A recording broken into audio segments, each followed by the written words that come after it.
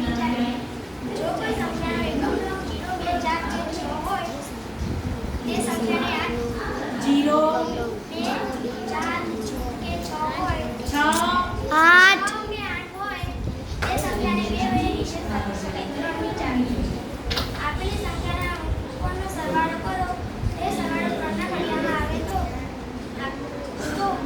તે સંખ્યાને 3 વડે નિષેધ કરી શકાય. 4 ની ચાવી.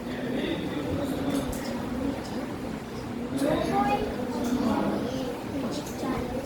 5 ની ચાવી. જો આપેલી સંખ્યાના અંકોનો સરવાળો આપેલી સંખ્યાના અંકથી બનતી